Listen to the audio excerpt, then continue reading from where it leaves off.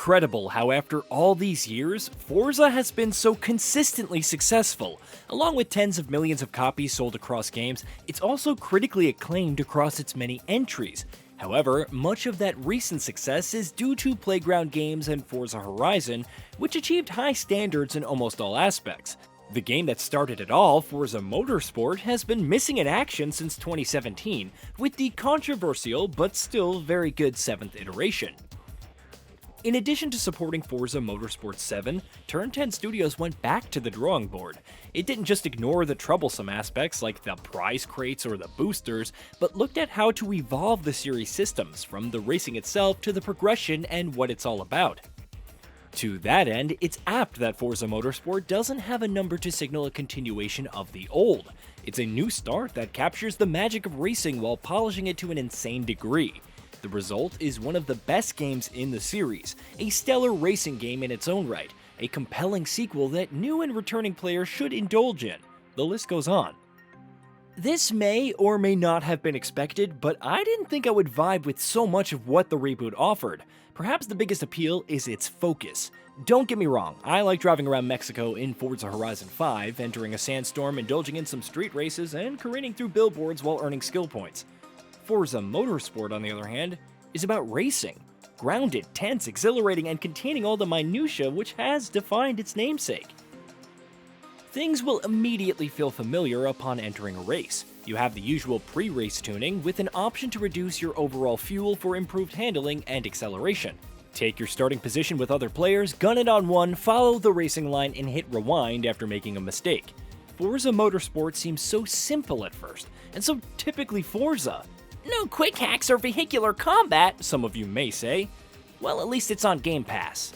However, the gameplay feels like a completely different beast. The racing from the controls and responsiveness has always felt good, so it's insane that it could achieve this at a higher level. We've heard about tire physics and how they're 48 times superior to Forza Motorsport 7.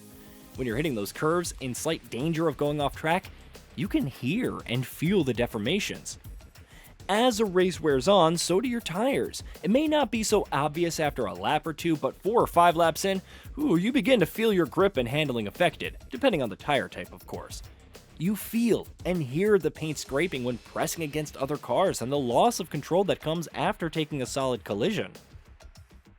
The result is an experience still distinctly Forza in look, but which feels so much more relative and dynamic in feel. Managing those factors and maintaining a steady performance is also key, especially as you dive into the new career mode, Builders Cup. It's similar to Forza Drivers Cup from Forza Motorsport 7, except that you have tours with multiple series. Each series consists of several races, completing them grants credits and gold trophies, culminating in a showcase event for the tour. The caveat is that for each series, you only get one car, which you level up, unlock parts for, and upgrade throughout that series. You're not just learning a single car category and moving on, but building it from the ground up to play how you want. It offers a greater appreciation for the cars and racing in question. Plus, that feeling of getting your hands on a new vehicle when a new series begins is palpable. The Subaru may feel like a solid workhorse in your introduction tour and the first series, but then you get a hold of powerful sports cars and sedans, and it's a whole new project to master. Before entering each race in a series, you first jump into practice on the track. You learn about key racing segments, which are distinct parts of the course to hone in on and improve your timings. They could range from a simple S-curve to an extensive series of turns over 20 seconds. Navigating them and completing the bonus objectives of the track, beating the specified time for a lap, will grant car XP and car points. However, if you beat your times in those key racing segments, you'll reap more rewards. Those practice sessions don't just serve to fine-tune your setup, but also to level up your car and gain more options. You only have to race 3 laps, but practice can continue after that if you want. Car XP grants levels, which unlock new parts, and even categories that aren't adjustable otherwise, but the car points determine which ones can be equipped. You also have the class to consider. If you equip too many high-end parts, your car can become ineligible for racing. There's an RPG-like min-max aspect to it all, further reinforced by the 4 main stats: acceleration, handling, braking, and speed.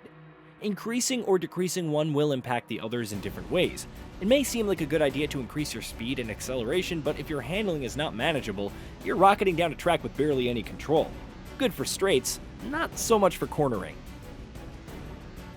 There is more in-depth tuning available, allowing you to adjust pressure to the rear and front tires, gearing, alignment, springs, and more. Each aspect will alter your acceleration, braking distance, and lateral Gs at different speeds, along with your top speed. Knowing your racing style and what feels the most comfortable is key. You could skip practice altogether, but this is where the new dynamic time of day comes in. A track practiced in the morning will have different conditions later in the day, with the higher temperatures affecting the asphalt and your resulting grip. In later races, weather also comes into play. You may start the day in relatively clear conditions only to become engulfed in fog during the event, which slowly clears up over time. It's all very well done, adding further nuance to a racing scenario and also hyping up the tension. If things get particularly bad, you may be encouraged to pit and change your tires to match the competition. Speaking of the AI, the drivatars return, and their difficulty is once again determined by whatever level you set them at. You could go with 2 and get comfortable with the game, but they become more competent as you increase it further, aggressively taking corners even if you try to overtake them and making fewer mistakes. They have no qualms about colliding with you if it grants an advantage, and will also upgrade their cars through a series. However, it never feels cheap, and hard-won victories against tough opponents by understanding your car and the track, that just feels great. Of course, even if you get too comfortable with the current difficulty, there are ways to spice things up further. You can indulge in the risk vs reward starting position system, where beginning at a lower position in a race grants bonus credits. The trade-off is needing to finish a race in a specific place, sometimes first, sometimes third to fifth, depending on the difficulty. Fail, and you have to settle for the regular rewards. There are also simulation settings for disabling rewind and fully simulating tire wear, fuel, and damage, providing an added layer of realism without necessitating a wholesale change to your settings. That's one of the other great things about Forza Motorsport, and the series overall. You can just play it however you want. There's a wide range of settings available for simulating a more realistic experience independent of what Builders Cup offers, and extensive accessibility options. While you'll get the most out of the game by embracing its realism and understanding its nuances, nothing stops you from streamlining it for the sake of comfort. In addition to the base tours and Builders Cup, you also have featured tours, which seemingly cycle over time. It's more of the same, but with new cars to build and race, thus challenging you to try new things. You could also jump into free play and try out just about any vehicle you want by renting it, with numerous settings to adjust. Of course, if you want to enable ray tracing and admire your collection in the garage, you can do that too. There's also featured multiplayer, and though I didn't spend too much time with it, there were no networking issues or lag to speak of, though keep in mind that this could change at launch as more players jump online. What makes it special is how practice becomes even more valuable as you measure laps with other players. Once it ends, you jump into qualify, and your best lap determines your starting position for the actual race. It encourages one to dial in and refine their approach while observing the competition. You have Open Series for competing against the same cars, or Open Series, where any car meeting the class requirements is allowed, and new events become available every 30 minutes or so. Throughout this review, I've spoken mainly about the gameplay and the modes on offer, but the graphics go hand in hand with everything else. In short, they're stunning, from the gorgeous car models to the incredible vistas. Everything from cockpit details and weather effects to the tire marks on the tracks and the crowds is incredible to behold. It's advised to stop and enable photo mode to take in all of this detail. I've tried while racing and crashed, so I just wouldn't recommend that. Of course, the sound design also warrants mentioning, from capturing the distinct engine sounds of each vehicle to the screeching of wheels and crunch of collisions. The frame rate is also solid throughout, even on performance ray tracing mode. I didn't observe any major frame drops or hitches, though there was some pop-in here and there. Unfortunately, some technical issues bogged down the experience. A bug that caused the game to hang after applying an upgrade necessitated a restart, and if this is after a race in Builders Cup, the progress would be voided, which is odd because any XP and car points earned would remain. Another issue caused the game to crash outright when finishing a race in Performance RT when capturing footage to an external device. Again, the race would be voided and had to be done again. Now, I can forgive some minor issues and glitches, but these are major bugs affecting progress. While I have found ways to get around them, like not capturing footage in Performance RT, they'll hopefully be fixed in time for launch. Aside from that, the only other minor issues is the track variety. There are 20 locations with 5 brand new to the series. While all of them are enjoyable, from the gorgeous forests of Maple Valley, which look especially stunning in foggy conditions, to the Homestead Miami Speedway, the amount is still a step down from Forza Motorsport 7. It's a minor quibble, but still worth pointing out, especially with how much racing that you will be doing.